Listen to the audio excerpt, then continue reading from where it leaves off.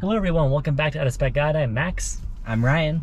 And we're my Polestar 2. Ryan, though, you own the Tesla we're just passing right now. That's right. You've had a Chevy Bolt before that, so you've been in the EV world longer than I have.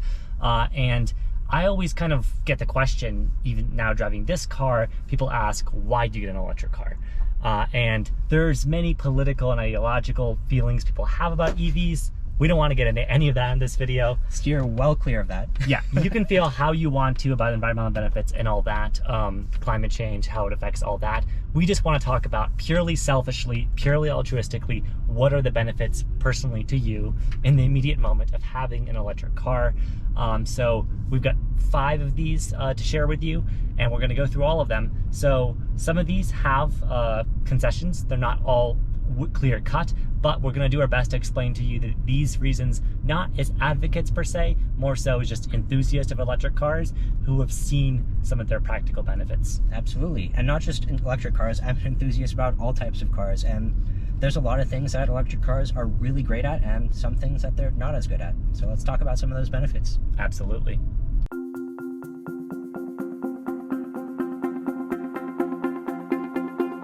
Right, so right off the bat, Ryan, I think the first thing that's worth mentioning is just money you save off the bat. This sounds counterintuitive because when you hear electric car, a lot of people think, oh, expensive, right? That's right, yeah. And actually, the average transaction prices for EVs is a little bit higher than the average transaction prices for all vehicles.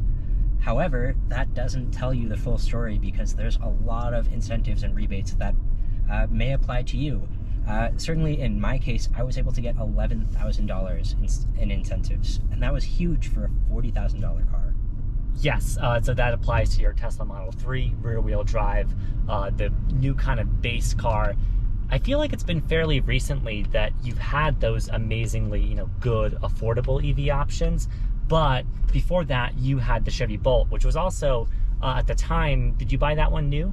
I bought it used, actually. Okay, so used, you didn't get the new federal tax credit. Did you realize any kind of benefits up front buying that, or was it just, oh, this is actually a cheap electric car with decent range? There weren't actually any direct upfront benefits that I got from there, but it was the latter part, saving a lot of money. I actually came from an old Mercedes convertible, and I loved that car. Mm-hmm. However, it was coming up on a big service, and it required $4,000 in maintenance. Parts, not including labor or several repairs that needed to be done, and it was just not the right decision to sink all that money in that. So I traded in, made a little bit of money, and got a Bolt with that money. And I saved so much money by doing that. Of course, that's a pretty extreme example, going from 14 miles per gallon, paying California premium gas prices, into an electric car. But regardless, any car that you're going from, even a Prius in wherever gas is really cheap, you're probably going to be able to save a good bit of money if you're charging at home. Electricity just is a lot cheaper when it comes down to it. Yeah, and that gets into really our second thing. So first off, right, are those initial savings you get, which mainly apply to new cars. There are some rebates, used deals. There's now a used EV tax credit, which my girlfriend took advantage of when buying her used Chevy Bolt. So right. That's sweet that you can do that now. There's some qualifications on that, but basically, especially if you're buying new, off the bat savings. But number 2, like you mentioned, you're charging, especially at home, you're actually saving a lot of money the more you drive compared to buying gas. Exactly, that's exactly right. The more I drive, the more I'm saving. And it adds up. And it's worth mentioning that if you use DC fast chargers for your charging, it will cost significantly more than if you charged at home. However, it's still a very low price and probably going to be pretty comparable to getting like a Prius or something that gets 50 miles to the gallon. So even in those worst case scenarios for an EV, the running costs, the fuel costs are pretty small. The fuel costs are small, and so are a lot of other consumables, because you think about the simplicity of an EV. Yes, you have brakes in an electric car, but because you have regenerative braking happening a lot through the motors, you don't end up wearing your brakes out as much. So you have to change those less frequently. Yep. You don't have to worry about oil changes. You don't have to worry about transmission services and all these other things that may apply. Distributors, valves, carbon buildup. I'm just going through what I remember with your SL Mercedes. Yeah. I'm getting flashbacks. But yeah, none of that stuff is even applicable. Could even go wrong because it doesn't exist in an EV, and that's another place where you could save money. it's worth mentioning that we have already mentioned electric cars can, and a lot of them are, fairly expensive. And of course, more expensive cars will have more expensive parts, and that is true for EVs as well.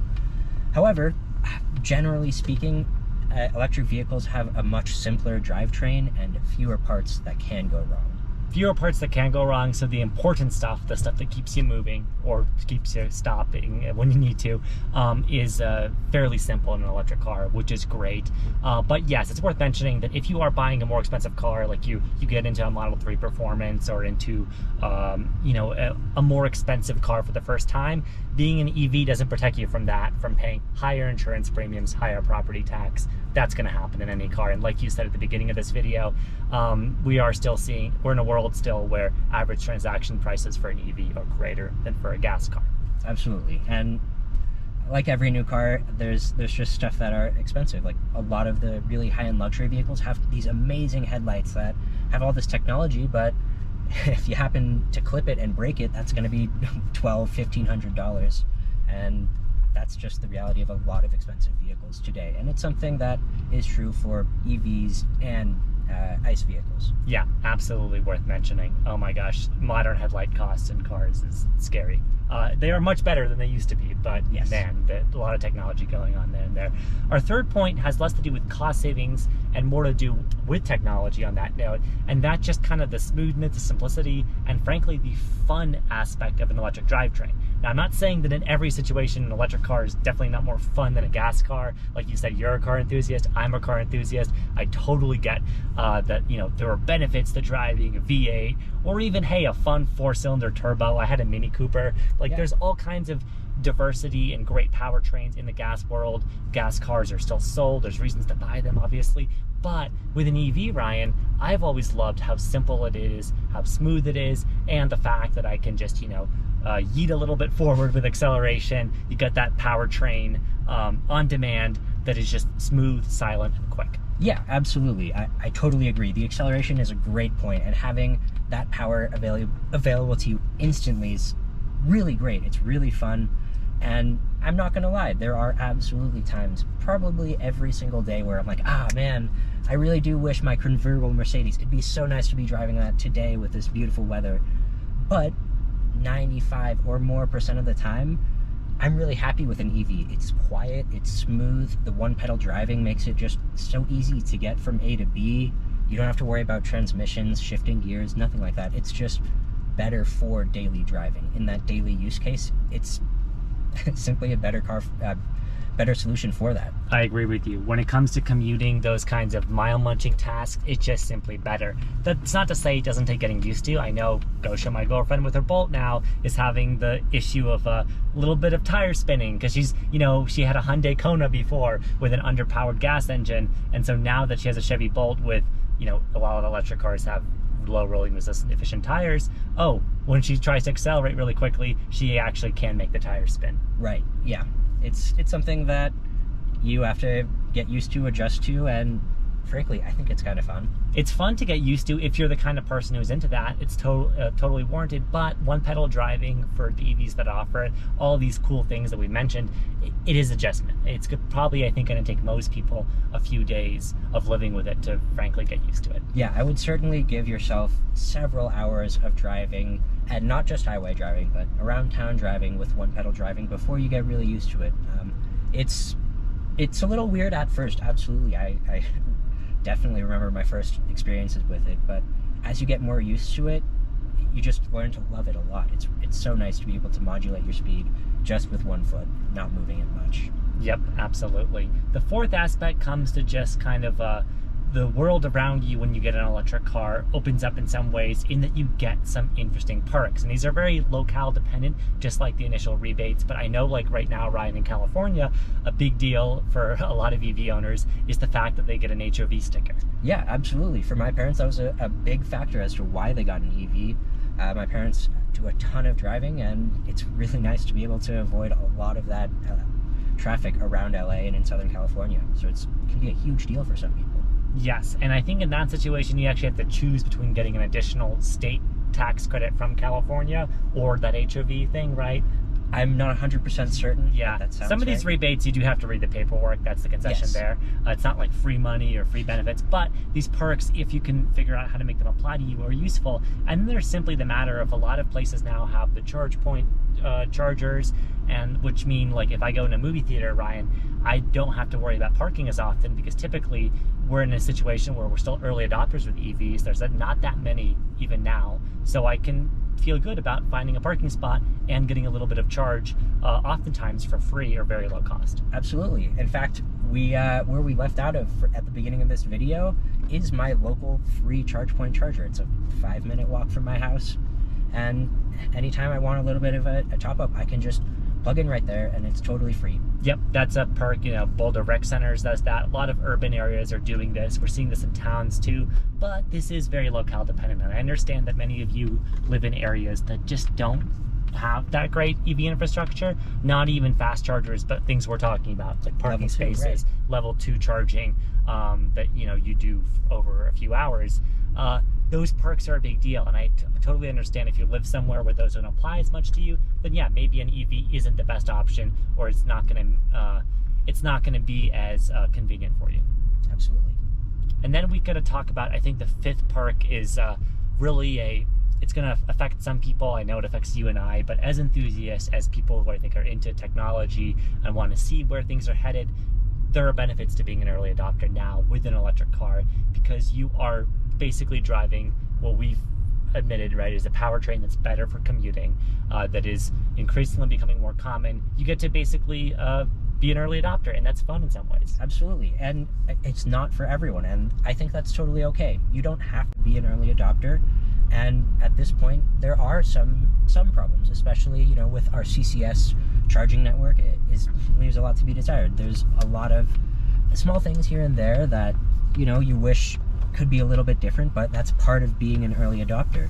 I had a small glitch on my screen yesterday, but that same day I also got a ton of really cool information from the service mode that gives you all this geeky information that's you wouldn't get in any other car. Yeah, and your car gets updates over the air, sometimes I'm sure overnight, or you just wake up and Yep. there's new things, and that could be a downside. Some of you maybe don't like that, but if you want to be at the excitement where the auto industry is heading, where a lot of interesting developments in technology and software and everything are taking place, if this interests you in any level, I know a lot of you are, you know, engineers, or maybe of that bent who's interested in technology, driving an EV is just such a great way to be exposed to that. Absolutely.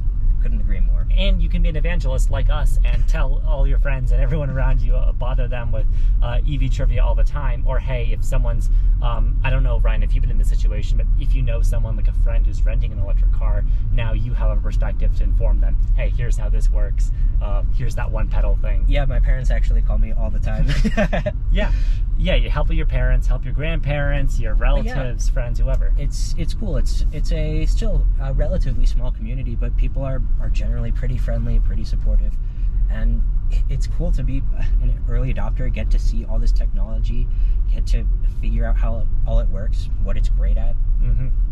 Yeah, so I think we've laid out hopefully some really good, both just financial but also practical and personal benefits people might realize from having an EV. Is there anything you think we've kind of missed, Ryan, smaller points we can make beyond these big five? Just one thing that I should have added into I think it was our third point with the comfort is the sound. It's just so quiet, and yep, I've said it. Depends I do on miss the V8s, but yeah. Depends on the EV though. Have you That's seen the new Hyundai Ioniq 5N? I've heard of it, but I have not heard it personally. I'm excited to have a listen. Yeah, we are seeing some EVs that make noise. Yes. So that's a feature now, and I guess we're not going to talk in this video about do EVs appeal to car enthusiasts in that way, but hey, if your EV has one more software feature that you can hopefully turn off or on if you want to make noise, then that's cool. Yeah, totally. And again, for 95% of the time, day to day, when you're just stoplight to stoplight, it is really nice having the ability to just be pretty much completely silent. You can have the music not too loud and you can still hear everything. You can have comfortable conversations at not yelling volumes at the highway. Just all these small things that add to better quality of life, better usability. Absolutely. Right now, the loudest thing in my Polestar, I think, is just the AC, right? Oh, definitely. Yeah, none of that kind of rattly four-cylinder noise that you get in a lot of other cars. So big benefit there. But hopefully that's been helpful as kind of 5 big reasons why Ryan, you and I have gone electric, why I think it can make sense for you. We're not advocates in this video. We're not saying you need to, but if you're curious, if you've been on the fence, or if you're just wondering why, aside from the political and news reasons we hear about, someone would go electric, this is why. Absolutely. We're not here to push this on you, but if you choose that, that's great, and we just gave you a bunch of reasons as why you might choose that. Yeah, if you're interested in seeing kind of a comparison of how this might play into with hybrids and plug-in hybrids and why you'd go in that direction versus an EV, those are videos I think we can absolutely make. So if there's interest in that, please do let us know in the comments. If you have feelings about EVs in general and whether or not they're politically useful, environmentally beneficial, please don't leave those in the comments. Yeah, go somewhere else, that'd be great. Yeah, there's plenty of forums for that. We're not here to debate that. We're just talking about why we like why we like the EVs we drive and why they make sense for us. But yeah, I think that's been some good ground covered today. Yeah, I'd love to hear more about your guys' reasons for and why you love electric that are non-political. Yeah, absolutely. Looking forward to reading those comments and seeing what everyone has to say. And I'm looking forward, Ryan, in 5 or 10 years when you get some spare time, your SL Mercedes EV conversion project. Oh, you're giving me bad ideas. Oh boy. See you in the next video.